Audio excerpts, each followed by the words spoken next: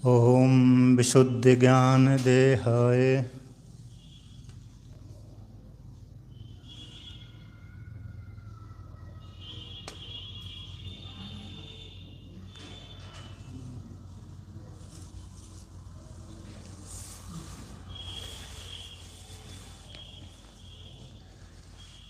ओम विशुद्ध ज्ञान देहाय त्रिवेदी दिव्यचक्षुषे श्रेया प्राप्ति निमित्ता है नमः सौमार्धधारिणे कावेरिका नर्मदयोपवित्रे समागमे सज्जनतारणाय सदैव मान्धात्रिपुरे वसन्तम् ओंकारमीशं शिवमेकमीडे ओंकारमीशं शिवमेकमीडे ओम शांति शांति शांति। भगवान भोलेनाथ के श्री चरणों में कोटि सा प्रणाम। भगवान श्री कृष्ण के श्री चरणों में कोटि सा प्रणाम। सभी महापुरुषों के श्री चरणों में कोटि सा प्रणाम। आत्मस्वरूप संतवृद्ध भक्तिमय माता और भक्तजन, बड़े ही प्रसन्नता का विषय है कि आज भगवान श्री कृष्ण की गीता के ऊपर जयंती मनाई जा रही है। यानी आज ही भगवान श्री कृष्ण ने गीता जो अर्जुन को सुनाई, कहाँ पर? कुरुक्षेत्र में सुनाई थी। यद्यपि भगवान श्री कृष्ण गीता को कुरुक्षेत्र में सुना रहे थे युद्ध के बीच में, किंतु इसका व्याख्यान युद्ध के 10 दिन व्यतीत हो गए थे। तब संजय ने धृतराष्ट्र को सुनाया। जब तक भीष्म पितामह सरसैया पर नहीं सोए तब तक गीता तो सुन चुकी ली, अर्थात भगवान श्री कृष्ण सुना दी गई थी अर्जुन को, और युद्ध भी आरंभ हो गया। 10 दिनों तक युद्ध चलता रहा, किंतु उसका प्रचार नहीं हुआ। जब भीष्म पितामह सरसैया पर गिर गए तो पांडवों से, इन कौरव पक्ष से आज्ञा लेकर के और पांडव पक्ष से आज्ञा लेकर के संजय वहाँ से युद्ध क्षेत्र छोड़ करके संदेश देने के लिए धृतराष्ट्र के पास में आए, अर्थात हस्तिनापुर में आए। तब हस्तिनापुर में आकर के कहा कि हे महाराज, जो कौरव वंश के सूर्य थे उनका अस्त हो गया है, अर्थात भीष्म पितामह सरसैया पर सो गए। अब जैसे ही धृतराष्ट्र ने सुना, उसी समय उनको धक्का लग गया, हृदय विदीर्ण हो गया। उन्होंने कहा अब तो मेरे पुत्रों की पराजय हो गई। अब कैसे घटना घटी थी, किस पक्ष में क्या क्या हुआ था, ये मेरे को, हे संजय, तुम मेरे को सुनाइए। यद्यपि व्यास भगवान जी दिव्य दृष्टि धृतराष्ट्र को देना चाहते थे, किंतु धृतराष्ट्र जी ने, राजा धृतराष्ट्र जी ने नहीं ली। उन्होंने इसलिए नहीं ली क्योंकि अपने पुत्रों को मैं कैसे मरता हुआ देखूंगा। इसीलिए उन्होंने कहा कि मेरे जो सारथी हैं संजय है, उनको तुम आप दिव्य दृष्टि दे दो। तो संजय को भगवान व्यास जी की कृपा से दिव्य दृष्टि की प्राप्ति हुई। तो जिन लोगों को पास में दिव्य दृष्टि हुई थी ऋषियों के पास में, देवताओं के पास में, अन्यों के पास में, वह तो प्रत्यक्ष से अपनी खुली हुई आँखों से युद्ध देख रहे थे, और भगवान श्री कृष्ण अर्जुन को जो भी उपदेश कर रहे थे वो अपनी खुले हुए नेत्रों से देख भी रहे थे और श्रवण इंद्रिय से श्रवण भी कर रहे थे। किंतु जिन लोगों की दिव्य पास में दिव्य दृष्टि नहीं थी और श्रोत्र इंद्रिय जिनकी कमज़ोर थी, वो युद्ध क्षेत्र में उपस्थित होते हुए भी, भगवान श्री कृष्ण के नज़दीक होते हुए भी नहीं सुन पा रहे थे, ना तो सुन पा रहे थे, ना ही देख पा रहे थे। मात्र भगवान श्री कृष्ण और अर्जुन को सामान्य योद्धा के रूप में देख रहे थे। भगवान श्री कृष्ण व्यापक हैं, निर्गुण निराकार परमात्मा है, इसके रूप में, अथवा विराट के रूप में भगवान श्री कृष्ण है, इसके रूप में वो युद्ध क्षेत्र में कोई भी योद्धा नहीं देख रहा था, मात्र दिव्य दृष्टि वाले ही देख रहे थे। तो दिव्य दृष्टि जब अर्जुन को प्राप्त हुई थी तभी उसने विराट रूप का दर्शन किया, नहीं तो अर्जुन को भी विराट रूप का दर्शन नहीं हो पा रहा था। अब देवताओं के पास में तो पहले से दिव्य दृष्टि थी, इसलिए उन्होंने देख लिया, उनको तो लेने की आवश्यकता नहीं पड़ी। और ऋषियों के पास में, कहते ऋषियों के पास में भी दिव्य दृष्टि थी। जिन ऋषियों के पास में योग बल था अपने योग बल के प्रभाव से ही उन्होंने भगवान श्री कृष्ण की सारे चरित्र को भी श्रवण किया, गीता का भी उपदेश का श्रवण किया और भगवान श्री कृष्ण का विष्णु रूप भी देखा और विराट रूप का दर्शन भी किया। तो इस प्रकार से महाभारत युद्ध में तो कुरुक्षेत्र में गीता का उपदेश चल रहा था, किंतु 10 दिनों के बाद संजय ने धृतराष्ट्र महाराज को सुनाई। तो सारी विस्तार पूर्वक महाभारत में वर्णन आता है कि सबसे पहले तो उन्होंने पूरे ब्रह्मांड का वर्णन सुना, अतः भूगोल का वर्णन सुना, कौन देश कहाँ पर है, कौन ग्रह कहाँ पर है, कौन नक्षत्र कितनी दूरी पर है। इतने सुनने के पश्चात फिर कहा कि युद्ध क्षेत्र में मेरे पुत्रों में और पांडु के पुत्रों में क्या हुआ। धर्म क्षेत्रे कुरुक्षेत्रे समवेता युष्वा मामका पांडवश्चैव किम कुर्वत संजय। युद्ध क्षेत्र में दोनों पक्षों में सेना खड़ी हुई थी, कौरव पक्ष और पांडव पक्ष। कहते हैं महाभारत भी क्यों हुआ कि सारे भारत के राजा वहाँ पर आए थे युद्ध करने के लिए। यद्यपि जो पहले भी जरासंध के साथ भगवान श्री कृष्ण के साथ बहुत बड़े बड़े युद्ध हुए, उसमें सेना ज़्यादा मारी गई, किंतु महाभारत में इतनी सेना नहीं मारी गई। किंतु महाभारत में पूरे राज्य के, पूरे भारत के, अखंड भारत के राजा लड़ने के लिए आए थे, इसलिए और भरतवंशियों को लेकर के युद्ध हुआ था, इसलिए महाभारत उसकी संज्ञा हो गई, बड़ा युद्ध की संज्ञा हो गई। नहीं तो बड़े बड़े राजा कृष्ण भगवान के साथ युद्ध हुआ थे, बहुत सेना मारी गई थी, उनके महाभारत संज्ञा नहीं हुई, क्योंकि एक देश के राजा थे, एक देश के राजाओं के साथ युद्ध हुआ था। किंतु महाभारत में पूरे संपूर्ण अखंड भारत के राजाओं के साथ युद्ध हुआ था, एक धर्म पक्ष को लेकर के, एक अधर्म पक्ष को लेकर के, वो सारे ही मारे गए। थोड़े से गिने चुने बचे थे, 5 पांडव बच गए थे और थे दूसरे जो कृपाचार्य अश्वत्थामा ये बच गए थे।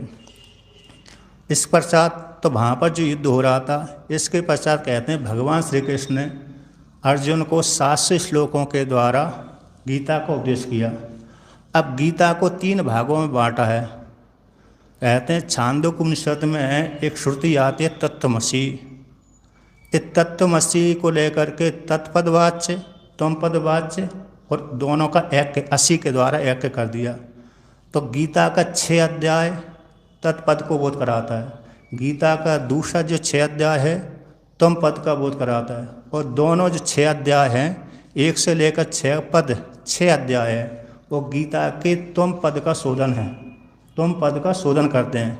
इन त्वम पद वाच्य जो जीवात्मा है वो किस स्वरूप वाला है, और 7वें अध्याय से लेकर के 12वें अध्याय तक तत्पद का शोधन किया गया है कि तत्पद वाच्य जो ईश्वर है, अंतर्यामी है, किस स्वरूप वाला है।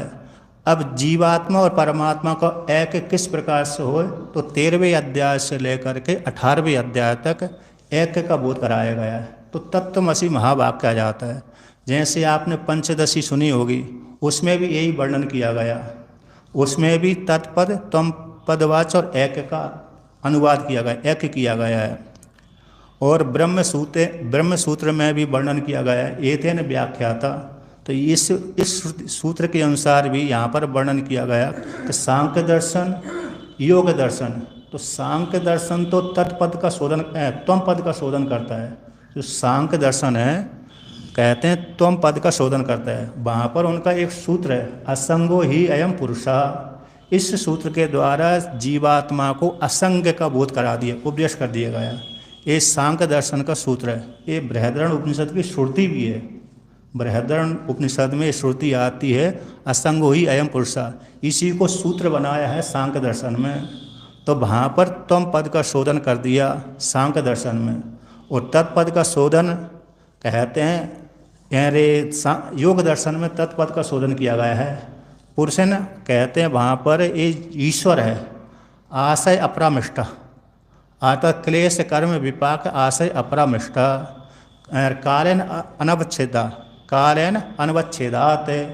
तो काल के द्वारा वो युक्त नहीं होता, और जो काम क्रोध लोभ मोह आशय कामना आदि इनसे अपरामिष्ट नहीं, परामिष्ट नहीं होता, अर्थात कैसे होता है, असंग रहता है। तो योग दर्शन के माध्यम से तो ईश्वर को तत्व हैं जो ईश्वर का शोधन किया गया है, और सांख्य दर्शन के द्वारा कहते त्वम पद का शोधन किया गया है। तो यहाँ पर पंचदशी कार्य कहते हैं कि सांख्य दर्शन वाले अपने आग्रह को त्याग करते हैं, योग दर्शन वाले अपने आग्रह को त्याग कर दें।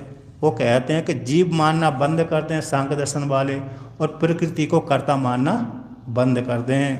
और योग दर्शन वाले से कहते हैं कि जो पुरुष है, पुरुष को जीवात्मा का जो भेद है उसको मानना बंद कर दें। बल्कि तो जब त्याग कर देंगे, इनका मानना बंद करेंगे, तो हमारे पक्ष के ही हो जाएंगे, अर्थात वेदांती बन जाएंगे। इन्होंने बहुत जीववान सांख्य दर्शन ने मान लिया है। पुरुष से करना नाम जनन मरण युक्ता नाम, इस वाक्य को लेकर के जीव अनेक वर्णन कर दिए, अर्थात जीव अनेक हैं। तो कहते हैं ये जीव को मानना बंद कर दो और प्रकृति को मानना बंद कर दो, तो हमारे पक्ष के हो जाएंगे। योग दर्शन में उसी प्रकार से कहा कि जीवात्मा की उत्पत्ति होती है, स्थूल शरीर नष्ट होता है, मरता है, इस हेतु से जीवात्मा अनेक हैं, और एक को सुख हो रहा है उसी काल में, दूसरे को दुख भी हो रहा है, तीसरा मर भी रहा है, और चौथा जन्म भी ले रहा है उसी काल में, इसलिए जीव अनेक हैं। तो ये जीव अनेक मानना बंद कर दो और ईश्वर को भिन्न मानना बंद कर दो, तो हमारे पक्ष के हो जाएंगे। तो यहाँ पर तत्पद का शोधन योग दर्शन करता है, त्वम पद का शोधन सांख्य दर्शन करता है। तो दोनों अपने आग्रह को त्याग करके वेदांती बन जाते हैं। तो ब्रह्म सूत्र के द्वारा भी वर्णन किया गया है। तो यहाँ पर कहते हैं जो गीता में है, तो पहले अध्याय से लेकर 6 अध्याय तक त्वम पद का शोधन किया गया है। इसी को दो निष्ठा में, ज्ञान योग, भक्ति योग और कर्म योग। तो ज्ञान योग के द्वारा आत्मा के स्वरूप का प्राप्ति, भक्ति योग के द्वारा कहते हैं भक्ति योग के द्वारा भी ईश्वर की प्राप्ति, और कर्म योग के द्वारा भी ईश्वर की प्राप्ति, अर्थात अपने स्वरूप की प्राप्ति। ईशावास्योपनिषद में पहले 2 मंत्र आते हैं, ईशावास्यमिदं सर्वं यत्किंचे जगत्याम जगत तेन त्यक्तेन भुंजिता माँ गर्दा कस्य सुदिनम। इस वाक्य के द्वारा तो ईश्वर के स्वरूप का वर्णन कर दिया गया, ब्रह्म ज्ञान का उपदेश कर दिया गया इस वाक्य के द्वारा, कि ब्रह्म ऐसा है, व्यापक है, हरिव्यापक सर्वत्र समाना। इसे तुलसीदास जी की जो चौपाई है रामचरितमानस में, इसी श्रुति का व्याख्यान है, ईशावास्यमिदं सर्वम। तो इस वाक्य के द्वारा ब्रह्म ज्ञान का उपदेश कर दिया। अब कहते हैं दूसरा जो वाक्य है ईशावास्योपनिषद में, कुर्वन्ने बेह कर्माणि जिजी विशेष शतम समा एवं तो नान्य तोस्ति न कर्म लिप्यते न रहा। इस वाक्य के द्वारा श्रुति ने कर्म योग का और उसके साथ साथ भक्ति योग का, भक्ति तो दोनों में जुड़ जाती है कि भक्ति नहीं रहेगी, श्रद्धा नहीं रहेगा, विश्वास नहीं रहेगा, तो ज्ञान की प्राप्ति नहीं हो सकती, कर्म भी अच्छी प्रकार से नहीं कर सकता। शिव महापुराण में भक्ति और ज्ञान को एक बतलाया है। तो वहाँ पर शिव जी ने साक्षात उपदेश किया गया है कि जो भक्ति में और ज्ञान में भेद मानता है उसको ज्ञान की प्राप्ति होती ही नहीं है। ऐसा शिव पुराण में वर्णन किया है। भक्ति और ज्ञान में कोई भेद नहीं है, एक ही है। ज्ञान के बिना भक्ति नहीं होती और भक्ति के बिना ज्ञान की प्राप्ति नहीं हो सकती।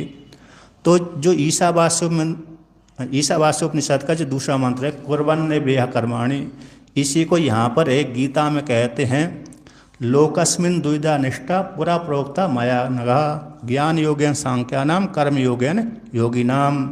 तो ज्ञान के द्वारा तो सांख्य जो ज्ञान है, तो ज्ञान योगी ज्ञान के द्वारा अपने आत्म तत्व की प्राप्ति कर लेते हैं। जो उत्तम अधिकारी हैं, उत्तम अधिकारी तो ज्ञान के द्वारा अपने स्वरूप को जान लेते हैं, किंतु जो मध्यम अधिकारी हैं कर्म योग के द्वारा, कर्म से युक्त भक्ति के द्वारा, भक्ति से युक्त ज्ञान के द्वारा, यानी कर्म के द्वारा। जब कर्म के भी 2 भेद कर दिए, एक सकाम कर्म एक निष्काम कर्म, तो 2 प्रकार के जो कर्म हो गए। ज्ञान के द्वारा तो सीधा परमात्मा की प्राप्ति होती है, किंतु कर्म के द्वारा भक्ति के द्वारा भी परमात्मा की प्राप्ति होती है, यानी कर्म के द्वारा भी परमात्मा की प्राप्ति होती है। तो 2 प्रकार का भेद पुनः कर्म भेद कर दिया कर्मों को लेकर के। कहते हैं एक सकाम कर्म एक निष्काम कर्म। तो निष्काम कर्म से तो अंतःकरण की शुद्धि होती ही है। तो निष्काम कर्म के द्वारा अंतःकरण की शुद्धि, तो अंतःकरण की शुद्धि होने से क्या हो गया? कहते हैं अंतःकरण की शुद्धि हो जाने से ज्ञान की योग्यता प्राप्त हो जाती है। यदि अंतःकरण की शुद्धि नहीं हुई तो ज्ञान की योग्यता भी नहीं आती। हाँ, परोक्ष ज्ञान तो हो सकता है, किंतु अपरोक्ष में परिवर्तन नहीं हो सकता, क्योंकि फिर व्यक्ति की बुद्धि काटती रहेगी तर्क के द्वारा। तो निष्काम कर्म से अंतःकरण की शुद्धि, अंतःकरण की शुद्धि से ज्ञान की योग्यता, और ज्ञान की योग्यता से फिर परमात्मा के स्वरूप की प्राप्ति। ये निष्काम कर्म के द्वारा होता है। कि सकाम कर्म से भी परमात्मा की प्राप्ति होती है। सर्वे वेदा यत् पदम आमनंती, इस श्रुति के द्वारा वर्णन किया गया कि महातात्पर्य, गौण तात्पर्य और महातात्पर्य। तो महातात्पर्य तो इस श्रुति का है कि सारे कर्म परमात्मा को ही बोध कराते हैं। हाँ, इसमें सकाम कर्म को लेकर के ऐसा वर्णन किया है कि आज नहीं होगा उसको ज्ञान, कल नहीं होगा, परसों नहीं, किंतु 1 साल बाद, 2 साल बाद, 1000 साल बाद उसको होगा ही। क्यों? क्योंकि व्यक्ति सकाम कर्म करेगा। तो सकाम कर्म करेगा किसके लिए? लोक विशेष की फल की प्राप्ति के लिए। अब लोक विशेष फल की प्राप्ति के लिए व्यक्ति सकाम कर्म कर रहा है, तो वहाँ पर एक देवता का नाम आ रहा है, एक ईश्वर का नाम आ रहा है, परमात्मा का नाम आ रहा है। तो देवता का नाम सुनेगा, देवता ऐसे हैं, ईश्वर ऐसा है, तो उसके मन में जिज्ञासा उत्पन्न होगी, इस देवता को मैं जानूं, इस ईश्वर को मैं जानूं।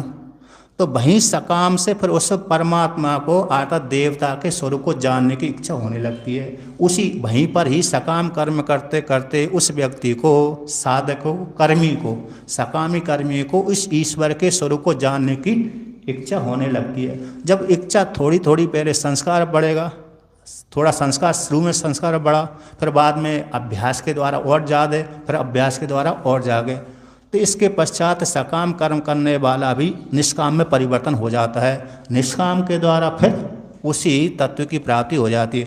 अर्थात निष्काम कर्म करने के पश्चात भी उसको ज्ञान की प्राप्ति, और ज्ञान की प्राप्ति के द्वारा मुक्षु फल की प्राप्ति। रेते ज्ञानान्न मुक्ति, इस श्रुति में ये स्मृति है, ज्ञानादेव तु कैवल्यम। इस श्रुति के अनुसार स्पष्ट वर्णन कर दिया है कि ज्ञान के द्वारा ही मोक्षु फल की प्राप्ति होती है। और साक्षात कर्म को लेकर के भगवान भाष्यकार ने बृहद्रष्ट उपनिषद में वर्णन किया है कि कर्म में यद्यपि मोक्ष नहीं देते, किंतु कर्म में अंतःकरण की शुद्धि के द्वारा मोक्ष रूप फल देते हैं। सीधा सीधा कर्म फल नहीं दे, कर्म में मोक्ष रूप फल नहीं देते। ज्ञान समुचित कर्म ही फल नहीं देते। वहाँ पर बृहद्रष्ट उपनिषद में भाष्य में विशेष रूप से साथ साथ आया है। 3रे अध्याय में आता है, बृहद्रष्ट उपनिषद के 3रे अध्याय में विशेष रूप से साथ साथ किया गया है कि कर्म में मोक्ष फल को देते हैं कि नहीं देते, अथवा ज्ञान समुचित कर्म में मोक्ष फल को देते हैं अथवा नहीं देते। तो वहाँ पर सिद्धांति के रूप में भगवान भाष्यकार ने कहा, ना तो केवल कर्म मोक्ष फल को देते हैं, ना ही ज्ञान समुचित कर्म में मोक्ष फल को देते हैं। तो कौन देते हैं? तो मोक्ष फल यानी ब्रह्म स्वरूप की प्राप्ति ज्ञान के द्वारा ही होती है। अब वही कर्म में महातात्पर्य के द्वारा अंतःकरण की शुद्धि से ज्ञान की योग्यता पैदा कर देते हैं। ज्ञान के द्वारा फिर मोक्ष फल की प्राप्ति हो जाती है। ऐसे उपनिषदों में भी, बृहद्रष्ट उपनिषद में स्पष्ट रूप से वर्णन किया गया है। और यहाँ पर भी तो जो 2 प्रकार की निष्ठा वर्णन की थी, इसके द्वारा त्वम पद का शोधन हो जाता है। ज्ञान कर्म के द्वारा, सकाम कर्म के द्वारा ज्ञान की योग्यता, और निष्काम कर्म के द्वारा तो ज्ञान की योग्यता आती है। अब ज्ञान के द्वारा तो फिर जीव क्या जानेगा? ज्ञान के द्वारा वैराग्य भी हो गया, और फिर वैराग्य हो जाने के पश्चात उसको आत्म तत्व की प्राप्ति हो जाती है। अर्थात मेरा क्या स्वरूप है, मैं जीवात्मा हूँ अथवा परमात्मा हूँ, ईश्वर हूँ अथवा जीव हूँ अथवा परमात्मा हूँ, अथवा कर्ता हूँ अथवा भोक्ता हूँ, जन्मने वाला हूँ कि मरने वाला हूँ। इस प्रकार की उसके मन में विचार उत्पन्न होने लगते हैं। अब यही विचार फिर बार बार चिंतन करते करते करते उसके हृदय में और बैठ जाते हैं। फिर जान लेता है उपनिषदों के माध्यम से, गीता के माध्यम से। गीता भी वर्णन करती है, न जायते म्रियते वा कदाचिन, नायम भूत्वा भविता न भूया, अजो नित्या शाश्वतो यम पुराणो, न हन्यते हन्य माने शरीरे।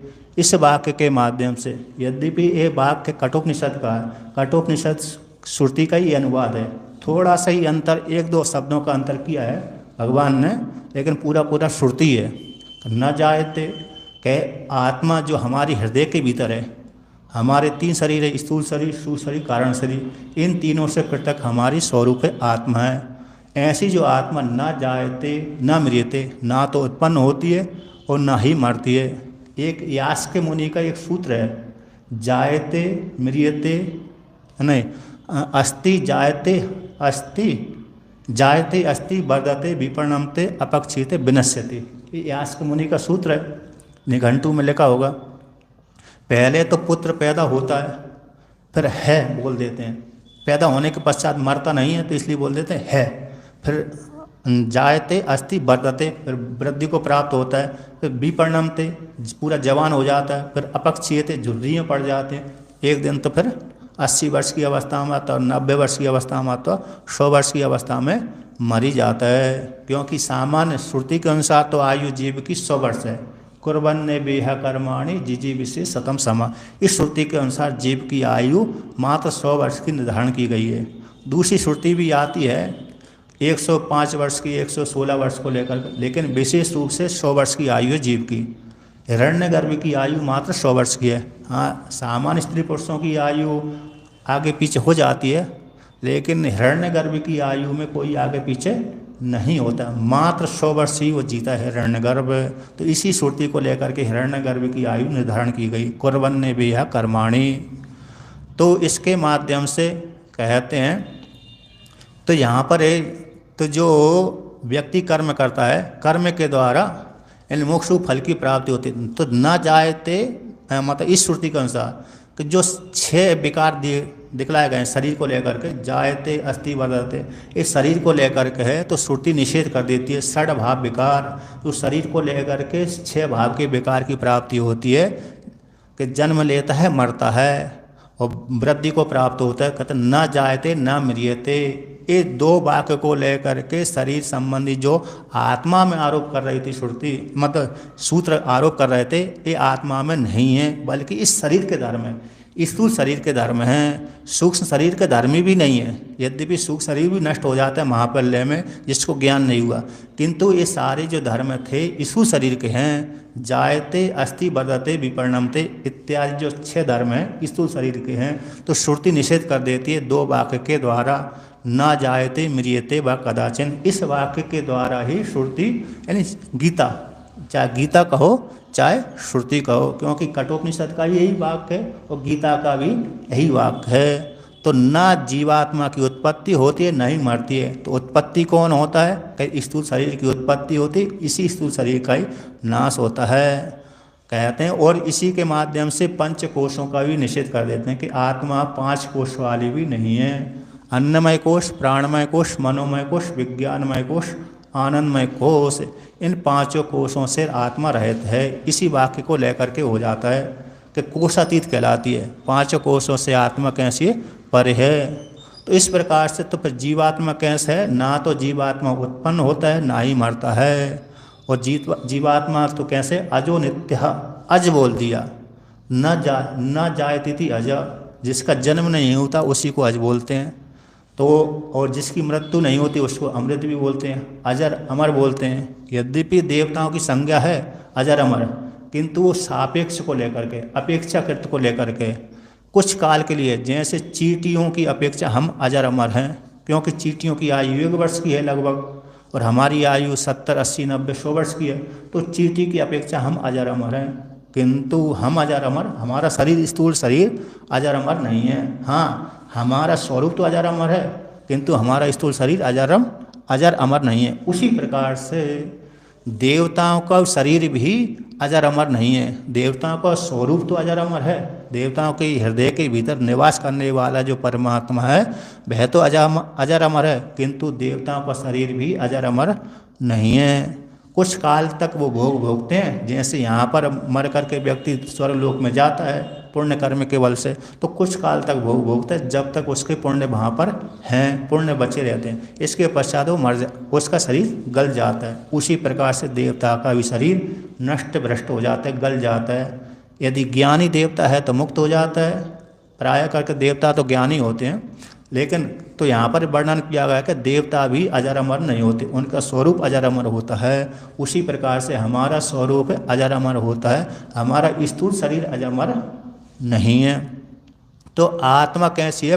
5 कोशों से रहित है और 6 भाव विकार से रहित है। और आत्मा में जो आरोप कर देते हैं कि 2 शरीर के धर्म को लेकर के, षड उर्मियाँ जिसको बोलते हैं, भूख प्यास, जन्म मृत्यु, सुख दुख, इस श्रुति के माध्यम से ये षड भाव विकार, षड उर्मियाँ, इनका भी श्रुति निषेध कर देती है। अर्थात गीता का ये वाक्य निषेध कर देता है कि भूख प्यास प्राण के धर्म है, आत्मा के धर्म नहीं है। हाँ, प्राण के धर्म है। भूख और जो प्यास है प्राण के धर्म है, आत्मा के नहीं है। आत्मा ना खाती है ना पीती है। और जन्म मृत्यु ये स्थूल शरीर के धर्म है, आत्मा के धर्म नहीं है। और सुख दुख ये मन के धर्म है, आत्मा के धर्म नहीं है। इसको बृहदारण्यक उपनिषद में भी श्रुति आती है। काम है, क्रोध है, लोभ है, भय है, लज्जा है, इत्यादि सबको लेकर के मन बोल दिया श्रुति ने बृहदारण्यक उपनिषद में। तो सारे मन के धर्म है। तो आत्मा न जायते म्रियते व कदाचन, इसी वाक्य के द्वारा पंच कोशों से रहित कर देते हैं, जन्म मृत्यु से रहित कर देते हैं, स्थूल शरीर के जो षड भाव विकार हैं इसके द्वारा निषेध कर देते हैं, षड उर्मियों से उसको रहित कर देते हैं। तो आत्मा का स्वरूप वर्णन कर देते हैं, न जायते म्रियते व कदाचन नायम भूत्वा भविता न भूया अजो नित्य शाश्वतो यम पुराणो न हन्यते हन्य माने शरीरे। हे आत्मा अज है। थोड़ा रुको।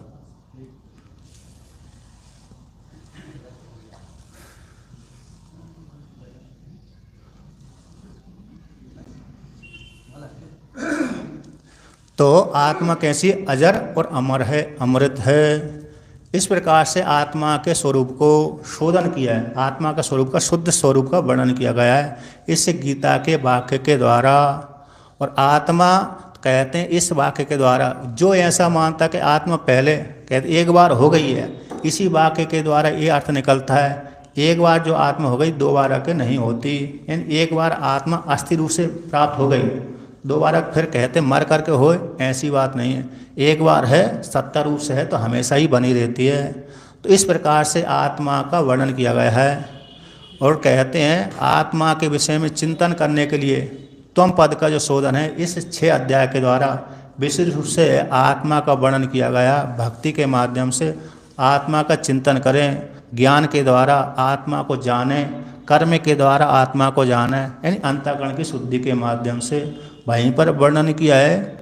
कहते हैं उस आत्मा को जानने के लिए भगवान कहते हैं कि महापुरुष तुमको उपदेश करेंगे, उपदेशयन्ति, इस वाक्य के द्वारा ज्ञानिनस तत्वदर्शी भी, तत्वदर्शियों के द्वारा तुमको वह आत्म तत्व का उपदेश किया जाएगा। अर्थात ज्ञानी लोग यदि तुम जाओगे, यदि जो भी अधिकारी ज्ञानियों के पास में जाएगा तो वह ज्ञानी उस अधिकारी को तत्व का उपदेश कर देंगे। यदि नहीं जाएगा तो नहीं करेंगे, यदि जाएगा तो करेंगे। उसी प्रकार से भगवान ने भी कह दिया। तो भगवान के पास में तो अर्जुन गए थे, तभी उन्होंने उनको उपदेश किया। तो 6 अध्यायों के माध्यम से ही तुम पद का शोधन कर दिया। अब कहते हैं या निशा सर्वभूतानि तस्याम जागृति संयमी यस्याम जागृति भूतानि सा निशा पश्यतो मुने, इत्यादि वाक्य के द्वारा भी वर्णन किया गया है कि जो अधिकारी पुरुष है, जो ब्रह्मवेत्ता आदि होते हैं, जैसे सामान्य स्त्री पुरुष से जिस अवस्था में शयन करते हैं, व्यवहार करते हैं, वह व्यवहार आसक्ति को लेकर के जो व्यवहार करते हैं उसके प्रति जो ब्रह्मवेत्ता होते हैं वो क्या करते हैं, व्यवहार नहीं करते। अर्थात जिस अवस्था में जो अज्ञानी स्वरूप के विषय से सोए रहते हैं, स्वरूप के विषय से जो सामान्य अज्ञानी व्यक्ति सोए रहते हैं उसके विषय में ब्रह्मवेत्ता जागते रहते हैं। जिस तत्व को ब्रह्मवेत्ता चिंतन करते हैं उस तत्व को लेकर के सामान्य जो स्त्री पुरुष हैं, जीव जंतु हैं, उसके विषय में सोए रहते हैं, उनके लिए वह रात्रि है। और जो सामान्य स्त्री पुरुषों का दिन होता है, सामान्य स्त्री पुरुष जिससे व्यवहार को लेकर के व्यवहार करते हैं, यदि भी जागृत अवस्था में ब्रह्मवेत्ता भी रहते हैं, जागृत अवस्था में सामान्य स्त्री पुरुष भी व्यवहार करते हैं। किंतु जो सामान्य स्त्री पुरुष हैं आसक्ति को लेकर के व्यवहार करते हैं। भय किसको लेकर के करते हैं, आसक्ति को लेकर के। किंतु ब्रह्मवेत्ता उसमें व्यवहार नहीं करते, उपेक्षा बुद्धि से करते हैं। किंतु ब्रह्मवेत्ता तो आत्मा का चिंतन करते रहते हैं। तो इस प्रकार से तो पहले जो आत्मा के विषय में भी आत्मा का स्वरूप का मतलब वर्णन किया गया है, इसके द्वारा आत्मा का चिंतन करें। और यहाँ पर 6ठे अध्याय से लेकर 7वें अध्याय से लेकर के 12वें अध्याय तक यहाँ पर ईश्वर के स्वरूप का प्रतिपादन किया गया है। कि आत्मा कैसी है, निर्गुण निराकार है।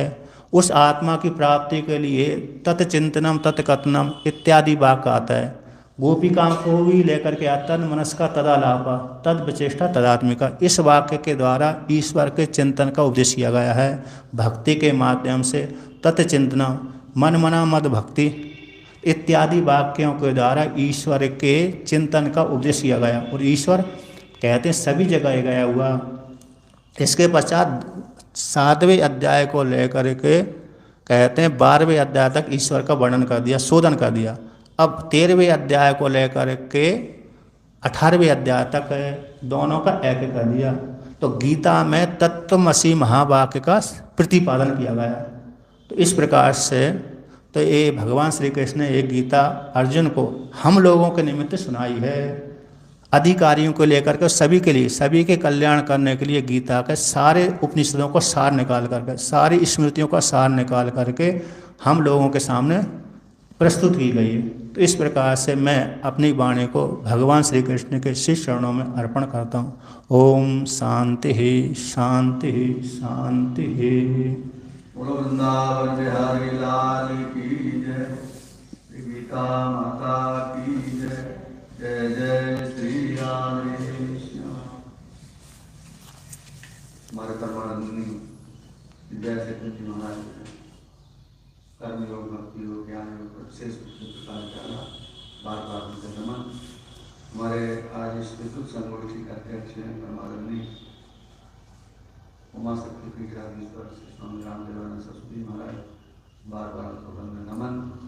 हमारे बीच में श्री स्वरूप जी महाराज संत काल में पधारे, वो संत सेवी, उससे निवेदन है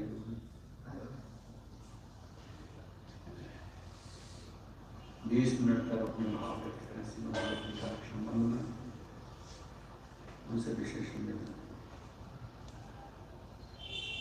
बाहर जो सत्संगी बैठे हुए हैं उनसे निवेदन है कि एकदम शिव भगवान के मंदिर में आकर के सत्संग का आनंद लें।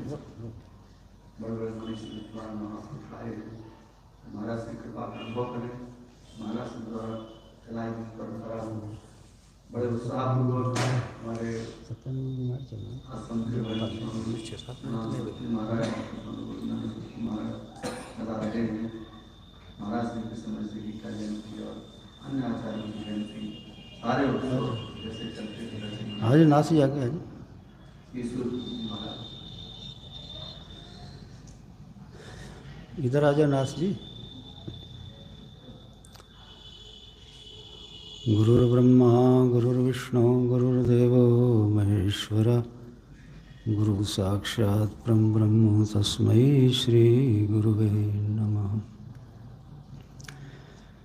परम पूज्य परमवंदनीय सद्गुरुदेव भगवान के चरणों में साष्टांग दंडवत प्रणाम।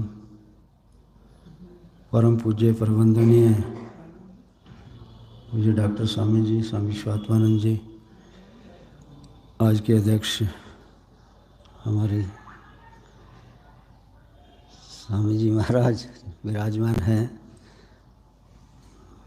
हमारे ही नाम से व्याकरणाचार्य स्वामी शिव स्वरूप जी, स्वामी महेशानंद जी, श्री सेवानंद जी, राम नरेश जी, नाथ जी, वंदे महापुरुष ते चरणारविंदम। हमारे ही गुरु भाई दया चेतन जी अभी आश्रम में भागवत करके गए महाराज जी के आराधन पर, तो बहुत अच्छा इनका चिंतन है, अपना आते रहते हैं। और महीना रुके, 2 महीने रुके, इनका मन वृंदावन में, संस्कार वेदांत के हैं। हमने कहा कुछ वृंदावन में आप रहेंगे तो भक्ति से हृदय भर जाएगा धीरे धीरे। तो अच्छा है, शास्त्र का अच्छा चिंतन है और बहुत ही सुंदर।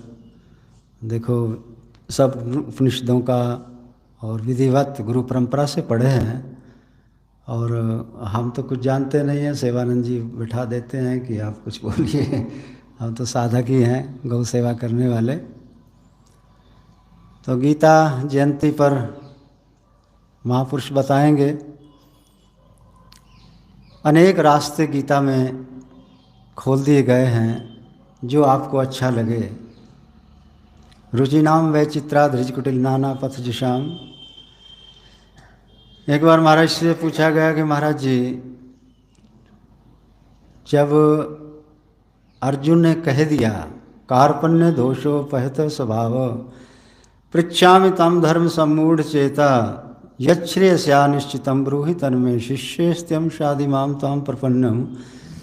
एक बार शरणागति हो गई तो फिर 18वें अध्याय में भगवान को कहने की क्या जरूरत थी, सर्वधर्मान परित्यज्य माम एकम शरणं व्रज, मेरी शरण में आ जा। ये हमारी बात समझ में नहीं आ रही है। तो महाराज जी ने कहा कि देखो भाई, शरणागति कोई एक नहीं होती है। अर्जुन की समस्या क्या थी? अर्जुन की समस्या थी कि धर्म की, यानी मेरे को कन्हैया धर्म का उपदेश करें और उस धर्म के आधार पर मैं स्वर्ग आदि जाऊं या कुछ भी। समस्या एक थी उनकी, यानी वो पूर्ण समर्पण नहीं किया था उसने, वो केवल धर्म को लेकर के। पूर्ण समर्पण होता तो फिर आगे शंकाएं क्यों करता? इतनी शंका और कर दी आगे, इसका मतलब पूर्ण समर्पण नहीं हुआ है। इसलिए आगे फिर कहा भगवान ने कि नहीं, ये सारे धर्मों को छोड़ करके अब तो मेरी शरण में आ जा। सर्वधर्मान परित्यज्य, ये सब ये भी छोड़ दे, ये भी छोड़ दे। अभी तेरा पूरा समर्पण हुआ नहीं है। पूर्ण समर्पण हो जाता है तो फिर क्या चिंता है? फिर तो ईश्वर के सहारे। अभी तो अपनी अहमता बनाए हुए है, इसलिए पूर्ण समर्पण नहीं है। रामचरितमानस में भी कहा है, सुन मुनि तो ही कहूँ सहरोषा, भजिए जे मोहि तज सकल भरोसा, करऊँ सदा तिनकी रखवारी, जो बालक राखे महतारी। प्रौढ़ भये ते सुत पर माता, प्रीति करे नहीं पाछली बाता। ये विचार पंडित मोह भजई, पायऊँ ज्ञान भक्ति नहीं तजई। ज्ञान होने पर भी भगवान की भक्ति को नहीं छोड़ते। पूर्ण समर्पण हो गया। इसलिए अपने बल पर चलना। और भी गीता में कई संशय होते हैं। भगवान ने कहा कि ये ना करो, इसे करो, ये करो। ध्यान योग को नीचे करके और ऊपर कर्म फल त्याग की महिमा भगवान ने बता दी। क्यों बताई कर्म फल त्याग की महिमा? ये भी नहीं कर सकता, अभ्यास भी नहीं कर सकता। अर्जुन कहता है ये भी मेरे से नहीं होता, सारा दिन काम करना है हमें, सवेरे से लेकर शाम तक, अभ्यास कैसे करेंगे? तो विचार करने की बात है। सारे भगवान अंत में कह दिया, अंतिम, कि तू कुछ नहीं कर सकता तो एक काम कर ले,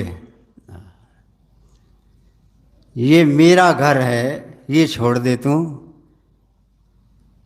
मेरा घर है ये छोड़ दे, ये मेरा आश्रम है ये निकाल दे हृदय से, ये मेरे ऊपर छोड़ दे।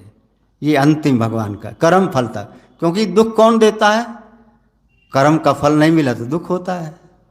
इसलिए कर्म फल का त्याग भगवान ने श्रेष्ठ बता दिया। तो हमारे कन्हैया जो हैं ये तो कुछ का कुछ कहेंगे, लेकिन पूर्ण समर्पण जब हो जाएगा तो फिर भगवान अपनी तरफ से, जैसे 12वें अध्याय में कह दिया, तेषाम महम समृद्धाता मृत्यु संसार सागरात, वो मेरा जिम्मा है, ये मेरे भजन कर रहा है, चिंता मेरे को होगी, अब इसका उद्धार कैसे करना है। तो इस कलयुग में तो और कोई उपाय है नहीं नारायण। पूर्ण शरणागति भगवान के प्रति हो जाए। बस हम तो कन्हैया से यही कहते हैं, कन्हैया जीवन तो ऐसे जा ही रहा है। हो एक पुराना पद फिर हमको याद आ जाता है। अब नए तो हम बना नहीं पाते पद, क्योंकि दिन भर गोबर उठाना, चारा डालना गहुओं को, और फिर मंच पर बैठे हैं, क्या बोलेंगे बताओ। जो महापुरुषों से सुना है वो आपको सुना देते हैं। तो एक पुराना पद याद आ गया। हमारे स्वामी स्वात्मानंद जी, स्वामी कृष्णानंद जी महाराज जब बैठते थे, विराजते थे वहाँ ओंकारेश्वर में, स्वामी डॉक्टर स्वामी जी भी जब पधारे थे तो बड़ा विनोद करते थे महाराज जी भी। तो स्वामी कृष्णानंद जी से कहते थे, देखो विरक्त हम हैं, आप विरक्त नहीं हैं। स्वामी कृष्णानंद जी कहते थे हमारा एक भी आश्रम नहीं है, तुम्हारे 12 आश्रम हैं, आप कैसे विरक्त हो सकते हो? विरोध करते थे। तो बोले नहीं नहीं, आज शरद पूर्णिमा है, खीर बनेगी। बोले विरक्तों को खीर नहीं खानी है। बोले विरक्तों को खीर नहीं खानी है, विरक्त हम हैं। वो कहते नहीं, विरक्त हम हैं, ऐसा विनोद करते थे। बोले नहीं, खीर तो बनेगी। स्वामी कृष्णानंद जी कहते थे आप कैसे विरक्त हो बताओ? फिर विनोद से कहते नहीं, विरक्त तो आप ही हैं, लेकिन खीर जरूर बनेगी। मतलब ऐसा विनोद करते थे आपस में। तो कभी कभी जाते थे तो हम पद सुनाते थे तो महाराज जी सुनते थे बड़े प्रेम से। तो आओ आप भी मिल कर के, अपने हृदय में ही परमात्मा विराजमान है। असप्रभु हृदय अछते अविकारी, सकल जीव जन जीन दुखारी। वो परम पिता परमात्मा आनंद स्तोत्र बह रहा, पर तू उदास है। आश्चर्य है जल में रह के भी मछली को प्यास है। देखो कहाँ कहाँ आनंद को ढूंढ रहे हैं। आनंद कहीं और था, भटक गए हम। ओ गीता वाले सांवरिया, ओ भोले भाले सांवरिया, हृदय में प्रेम की मुरलिया बजा। ओ गीता वाले सांवरिया, ओ भोले भाले सांवरिया, हृदय में प्रेम की मुरलिया बजा। ओ गीता वाले सांवरिया, पाप बेशुमार हैं, कौरव हजार हैं, जीवन की नैया बड़ी मजेदार है। पापों की सेना रही है सता, ओ गीता वाले सांवरिया, ओ भोले भाले सांवरिया, हृदय में प्रेम की मुरलिया बजा। ओ गीता वाले सांवरिया, मन दुर्योधन के साथी भी अनेक हैं, मन दुर्योधन के साथी भी अनेक हैं। काम क्रोध शकुनी दुशासन सब एक हैं, काम क्रोध शकुनी दुशासन सब एक हैं। कैसे इन्हें मारूं ओ तू ही समझा, ओ गीता वाले सांवरिया, ओ भोले भाले सांवरिया, हृदय में प्रेम की मुरलिया बजा। ओ गीता वाले सांवरिया, कामना के कौरव ने उदम मचाया है। भगवान ने तो कह दिया प्रजहाति यदा कामान, एक कामना रख लो। बोले नहीं नहीं नहीं, सर्वान। कामना के कौरव ने उदम मचाया है, सारा ही शरीर कुरुक्षेत्र बनाया है, सारा ही शरीर कुरुक्षेत्र बनाया है। जीव रूपी अर्जुन ना जाए घबरा, ओ गीता वाले सांवरिया, ओ भोले भाले सांवरिया, हृदय में प्रेम की मुरलिया बजा। ओ गीता वाले सांवरिया, जिंदगी है रथ रणभूमि भी महान है, जिंदगी है रथ रणभूमि भी महान है। मेरे इस रथ का तू ही रथवान है, कर्मों के घोड़ों को चाबुक लगा। ओ गीता वाले सांवरिया, ओ भोले भाले सांवरिया, हृदय में प्रेम की मुरलिया बजा। ओ गीता वाले सांवरिया, ओ भोले भाले सांवरिया। भगवान हृदय में आ जाएं तो बस फिर कहना है ही सही, परमात्मा हृदय में बैठे हैं, लेकिन अपनी कामनाओं और वासनाओं से हम दुखी होते रहते हैं। अनेक जन्मों के संस्कार हैं। कल भी महाराज श्री से चर्चा हो रही थी, हम दया चैतन्य जी को लेके गए गोपालगढ़, तो महाराज जी से तो रही कुछ चर्चा।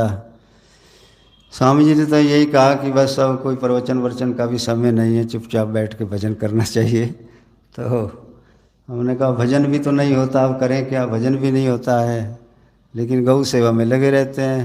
और यही भजन है, ठाकुर जी जो करा रहे हैं सब ठीक है। और महाराज जी ग्रंथ लेकर के अपना अध्ययन इस समय कर रहे थे, तो कभी कभी इच्छा होती है चले जाते हैं गोपालगढ़ भी।